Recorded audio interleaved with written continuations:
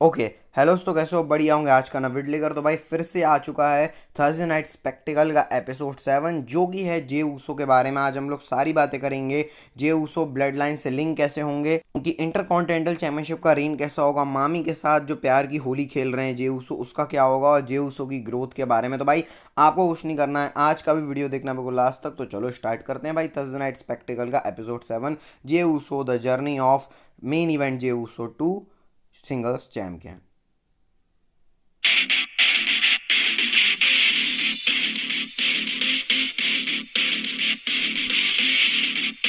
Jey Uso, अगर मैं Jey Uso बोलता आपसे आज से 3-4 साल पहले, तो भाई कौन है जे ऊसो ये समझ में आता। ऊसोस के नाम से हम जे ऊसो और जिमी ऊसो को जानते थे। तो भाई वो जो आइडेंटिटी जे ऊसो ने आने वाले 2-3 साल में बनाई है भाई, नेक्स्ट लेवल की है। और कौन सपने में भी सोच सकता था कि डब्ल्यूडब्ल्यूई का जो सबसे बड़ा बेई फेस है वो जे ऊसो है। और अभी एक महीने के अंदर तीन तीन मर्च निकाली डब्ल्यूडब्ल्यूई ने, एक नई ब्लू वाली, उसके बाद फिर अभी गोल्डन वाली निकाल दी, पिंक वाली, और वो सारी टॉप सेल में। तो भाई जे ऊसो का जो ग्राफ है बहुत तगड़ा रहा है, ग्रोथ डेवलपमेंट सब बहुत ही तगड़े तरीके से। और जिस तरीके से डब्ल्यूडब्ल्यूई ने यूटिलाइज किया है जे ऊसो को, वो भी, और उसका रिवॉर्ड भी दिया है जे ऊसो को। सबसे बड़ी चीज़ है जो तुमने यूटिलाइज किया उस बंदे का अपना बिजनेस को बनाने के लिए, और उसके बाद जिस तरीके से रिवॉर्ड दिया, तो भाई ये अलग ही दिखाता है अपने आप में जे ऊसो को। चलो तो इस जर्नी को स्टार्ट करते हैं। और इस जर्नी को स्टार्ट करने से पहले पहले ब्रॉन ब्रेकर और जे ऊसो के बारे में थोड़ी सी बात कर लेते हैं।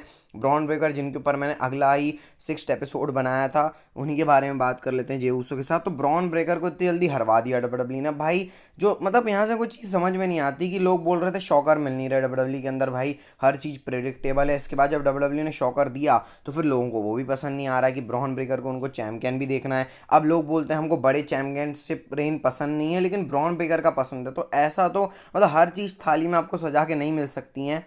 एक तराजू उठेगा तो दूसरा जाएगा ही, ये डब्ल्यूडब्ल्यूई का नियम है। और एज अ एंटरटेनमेंट ही इसको लेना चाहिए। ये बस मैं आपको बताना चाह रहा था। बाकी ब्रॉन ब्रेकर का इससे नुकसान हुआ है क्या, तो मैं बोलूँगा उतना नुकसान नहीं हुआ है, क्योंकि अभी तो स्टार्टिंग है ब्रॉन ब्रेकर की मेन रोस्टर के ऊपर। जब आप कुछ चीज़ को स्टार्ट करते हो और वो नहीं चलती है, तो आप उसको रिपेयर करके भी स्टार्ट कर सकते हो। लेकिन अगर कोई चीज़ है जो एक कार बन चुकी है, मतलब कार का अगर आप तैयारी कर रहे हो, तो आप वर्किंग देख रहे हो ना भाई कि कार चल रही है नहीं चल रही है, तो अभी कार की तैयारी है ब्रॉन ब्रेकर और जे उसो, तो एक कार ही बन चुके हैं। तो ऐसे एग्जाम्पल से आप समझ लो कि भाई अगर एक कार आपने परचेज कर ली है और उसको वो ख़राब निकल गई, तो कितना बड़ा लॉस है। तो वही जो परचेज्ड कार है डब्ल्यूडब्ल्यूई की, वो जे ऊसो है। इस तरीके से फ़ायदा हुआ है। और जो उनको उनने बोल सकते हो जो उन्होंने डब्ल्यूडब्ल्यूई के लिए किया है, उसका उनको रिटर्न मिला है। 14 साल के बाद वो चैंपियन बने हैं। तो ये एक तरीके से बोलूँगा अच्छी चीज़ है हम फैंस के लिए भी, कि हमको शॉकर मिल गया, जे ऊसो का मूवमेंट भी मिल गया।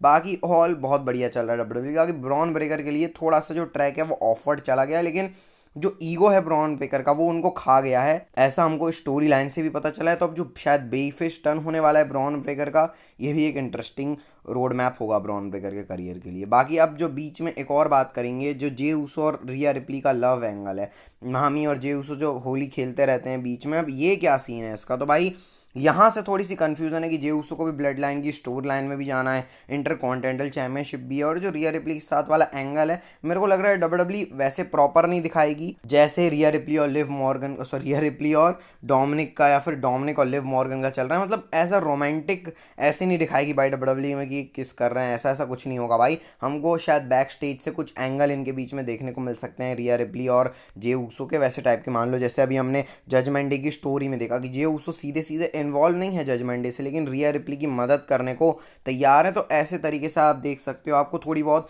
क्लिप्स देखने को मिल जाएंगी रिया रिप्ली और जे ऊसो का। मतलब आप वैसे एक प्रॉपर लव एंगल इसको नहीं मान सकते, साइड एंगल आप इसको बोल सकते हो कि जब तक Jey Uso Monday night raw में है, तो इंटरकॉन्टिनेंटल चैंपियनशिप के साथ साथ ये भी एक स्टोरी चल रही है जे ऊसो की। तो ऐसे तरीके से फैंस को एंटरटेन डब्ल्यूडब्ल्यूई कर सकती है रिया रिप्ली और जे ऊसो की एक साइड स्टोरी लाइन चला के। ये एक प्रॉपर टेम्पररी रहने वाली है, कोई ऐसा बड़ा एंगल आप एक्सपेक्ट मत करो इससे। अब जो हम लोग मेन चीज के ऊपर आने वाले हैं, जो आज का मेन मुद्दा है, जे ऊसो और ब्लड लाइन का लिंक। अब जे ऊसो ने चैंपियनशिप भी जीत ली, आईसी चैंपियनशिप, तो कैसे ब्लड लाइन से अटैच होंगे। अब कुछ सिनेरियोज हैं, जैसे जे ऊसो और रोमन रिंग्स, उनमें रोमन रिंग्स का लेवल जे ऊसो से ज़्यादा है भाई, क्योंकि वो ट्राइबल चीफ हैं। जे ऊसो ने खुद बोला है कि वो ओरिजिनल ट्राइबल चीफ है। लेकिन अब जे ऊसो के पास चैंपियनशिप है, रोमन रिंग्स के पास चैंपियनशिप नहीं है। तो इस तरीके से इसको कैसे लिया जाएगा। और साथ में रोमन रिंग्स ने जे ऊसो का नाम नहीं लिया था जब कोडी रोड्स और रोमन रिंग्स का वो जो प्रोमो था आपको याद होगा जो जॉर्जिया में उन्होंने किया था, जो सिनेमैटिक टाइप का, वहां पर रोमन रेंस ने जे ऊसो का नाम भी नहीं लिया था। तो अभी तो हमको एक बहुत बड़ा ब्रिज लग रहा है रोमन रेंस और जे ऊसो के बीच में, लेकिन इसको सेटल डाउन करेंगे कैसे? तो अब जे ऊसो जाएंगे कैसे ब्लड लाइन की स्टोर लाइन में, ये एक बहुत बड़ा फैक्टर है। क्या जे ऊसो का टाइटल रेन शॉर्ट रहने वाला है? तो इसका आंसर है may be yes. Jey Uso का टाइटल रेन आपको 1 महीने 1.5 महीने से ज़्यादा लंबा नहीं दिख सकता है, क्योंकि ये मेरे को ऐसा लग रहा है कि जे ऊसो को डब्ल्यूडब्ल्यू ने रिवॉर्ड दिया है जो उन्होंने काम किया। बोलते हैं ना भाई, तुम काम करते हो उसके बाद तुमको जो रिवॉर्ड मिलता है, तो वही वाला रिवॉर्ड जे ऊसो को मिला है। जो मैंने बोला था, मर्ज बिकवा दी जे ऊसो ने और इतनी अटेंशन लोगों की ले आए हैं जे ऊसो, तो उसका रिवॉर्ड डब्ल्यूडब्ल्यू ने उनको एक चैंपियनशिप के तौर पे दिया हुआ है। तो मेरे को नहीं लग रहा है कि जे ऊसो एज रेसलमेनिया या फिर उतना लंबा जाने वाले हैं। एक शॉर्ट ट्रेन हो सकता है जे ऊसो का, और जो तोड़ेंगे, या तो फिर दो सिनेरियो हो सकते हैं कि भैया जे ऊसो को कोई कॉस्ट करवा दे चैंपियनशिप। मतलब जे ऊसो को कौन कॉस्ट करवाएगा? सोलो वाली ब्लड लाइन, वो उनको कॉस्ट करा दे चैंपियनशिप, फिर वहां से रोमन रिंग्स के भी दुश्मन सोलो सिकोआ, आप जे ऊसो के भी दुश्मन हो जाएंगे। भाई जे ऊसो की तो स्टोरी ही चली है कि उनको हमेशा जब भी चैंपियनशिप का मौका मिला है, कोई ब्लड लाइन के मेंबर ने तंग किया ही है। अब तंग किया है, जब चैंपियनशिप मिल गई उसके बाद भी किसी ब्लड लाइन मेंबर ने उनसे छीन ली, तो एक प्रॉपर स्टोरी बनेगी और ये ब्रिज बनेगा।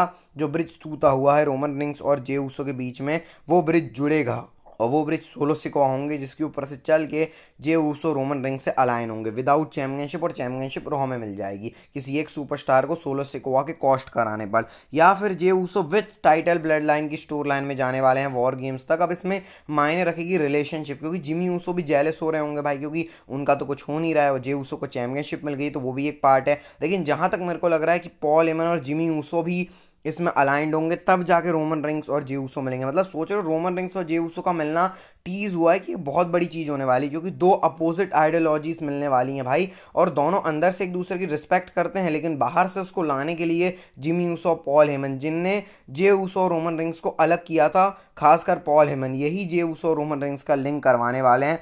या तो इस तरीके से होने वाला है, या फिर एक और तरीका होगा कि भाई जे ऊसो ब्लड लाइन की स्टोर लाइन में ज्वाइन ही ना हो। अब मतलब डब्ल्यूडब्ल्यू के पास अब एक ही रास्ता बचा है ना, यही 3 रास्तों में, या तो कॉस्ट करवा दें या फिर टाइटल के साथ ब्लड लाइन की स्टोर लाइन चलाएं। लेकिन उसमें दिक्कत ये हो जाएगी भाई, क्योंकि चैंपियनशिप फिर रॉ की चैंपियनशिप, इंटरकॉन्टिनेंटल चैंपियनशिप, तो क्या Jey Uso intercontinental championship raw में भी डिफाइन करेंगे, स्मैकडाउन में भी डिफाइन करेंगे, या फिर आईसी चैंपियन जो रॉ का है वो स्मैकडाउन आएगा।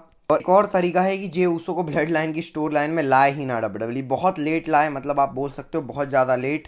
मतलब कि रॉयल रंबल खत्म वतम होने के बाद रेसलमेनिया टाइम पे, क्योंकि सर्वाइवल सीरीज में मैंने आपको एक एंगल बताया है कि रोमन रिंग्स को और जो ब्लड लाइन है उसको ज्वाइन कर सकते हैं रैंडी ऑर्टन और केविन ओवंस, जिसकी मैंने पूरी स्टोरी न्यूज़ वीडियो में आपको बताई है। तो वैसा कर सकती है डब्ल्यूडब्ल्यू, जिससे जे ऊसो भी नहीं आएंगे ब्लड लाइन के सामने, और वो फिर लेट आएंगे, तो चैंपियनशिप रेन थोड़ा बड़ा और हो जाएगा जे ऊसो का। लेकिन यही रास्ते हैं, और मेरे हिसाब से सबसे बेस्ट रास्ता है कि जे ऊसो को कॉस्ट करवा देनी चाहिए चैंपियनशिप सोलो सिकोआ से, और भी फ्यूल बढ़ जाएगा क्योंकि ब्लड लाइन की स्टोर लाइन में, क्योंकि सोलो सिकोआ और जे ऊसो का आपको कनेक्शन पता ही है, अभी तो अच्छा नहीं चल रहा है। और साथ में जो टाइटल है उसकी प्रेस्टीज भी मेंटेन रहेगी, क्योंकि फिर जे ऊसो ब्लड लाइन की स्टोर लाइन में आईसी चैंपियनशिप लेके जाएंगे, तो फिर चैंपियनशिप का जो औहदा है या ऑरा है वो छोटा हो जाएगा, क्योंकि ब्लड लाइन की स्टोर लाइन में एक टाइटल का इन्वॉल्व होना मेरे हिसाब से एक अच्छा डिसीजन नहीं होने वाला है। तो डब्ल्यूडब्ल्यू के पास ये पूरी पहेली है जिसका यहाँ मैंने आंसर कर दिया है। अब एक और एक चीज़ आती है भाई, जे ऊसो को क्या वर्ल्ड चैंपियनशिप मिलेगी? क्या जे ऊसो हमारे फ्यूचर वर्ल्ड चैंपियन है? तो इसका जवाब है हाँ भाई, जे ऊसो को वर्ल्ड टाइटल मिलेगा, लेकिन उसके लिए बहुत ज़्यादा टाइम लगेगा। मे बी जब जे ऊसो का करियर लास्ट का रहेगा तब जाके, क्योंकि अभी CM Punk, Drew McIntyre, Bron Breakker और भी बहुत सारे सुपरस्टार को चैंपियनशिप ही नहीं मिली है नसीब में। तो मेरे हिसाब से आने वाले 3-4 साल बाद अंकल हाउडी का भी आप उसमें नाम ले सकते हो, तो बहुत ज़्यादा टाइम लगेगा जे ऊसो को। मतलब ये बोल सकता हूँ मैं आपको, ताकि करियर ख़त्म होने के पहले एक बार जे ऊसो को रेन मिल जाएगा वर्ल्ड टाइटल के लिए। बाकी ये नहीं बता सकते कब कैसे मिलने वाला है, क्योंकि मिड गार्ड तो मिल गया, वर्ल्ड टाइटल भी जे ऊसो को मिलेगा, क्योंकि भाई उतना वो डब्ल्यूडब्ल्यू को दे रहे हैं, तो डब्ल्यूडब्ल्यू भी उतना देगी जे ऊसो का। तो चलो भाई, ये थी पूरी जे ऊसो की जर्नी, जिसको मैंने आपको समराइज करके बता दिया है। अब बाकी इंटरेस्टिंग स्टफ भी इसमें ये रहेगा कि भाई किस तरीके से पॉल हेमन और जिमी ऊसो अलाइन करते हैं रोमन रिंग्स और जे ऊसो को, क्या सोलो सिकोआ इंटरफेरेंस करते हैं, जो पूरा सिस्टम होने वाला है इंटरकॉन्टिनेंटल चैंपियनशिप को, और किस तरीके से डब्ल्यूडब्ल्यू यूज़ करती है। भाई हाथ जोड़ के मेरी प्रार्थना रहेगी डब्ल्यूडब्ल्यू से, कचरा ना करे भाई, क्योंकि कुछ ऐसी चीज़ें कि अगर यहाँ कचरा कर दिया तो जे ऊसो का कैरेक्टर खराब सिर्फ नहीं होगा भाई, आईसी टाइटल की इमेज जो गुंथर, सैमी जेन, कह सकता हूँ थोड़ा बहुत ब्रॉन ब्रेकर ने मेंटेन करके रखी है, तो जे ऊसो को वैसे मेंटेन करना पड़ेगा, बाकी फिर बहुत बड़ा खतरा आ सकता है डब्ल्यूडब्ल्यू को इस तरीके से। तो भाई आप बताना आपने कितना एंजॉय किया। एपिसोड 7 जे ऊसो का। और बाकी अगर आपको कोई जे ऊसो के रिगार्डिंग क्वेश्चन है तो भाई कमेंट करना, और ये वीडियो अच्छा लगा तो भाई लाइक सब्सक्राइब कर देना भाई। थोड़ी सी मेहनत लगती है इसके लिए, सोचने समझने और एनालाइज करने में। तो बस मिलते हैं आपको नेक्स्ट वीडियो में। हेल्थ का ध्यान रखना, हेल्थ इज वेल्थ। तो भाई लाइक सब्सक्राइब कर देना भाई, तो मोटिवेशन मिल जाता है, आपको पता ही है। बस फिर मिलते हैं नेक्स्ट वीडियो में। Bye bye, take care.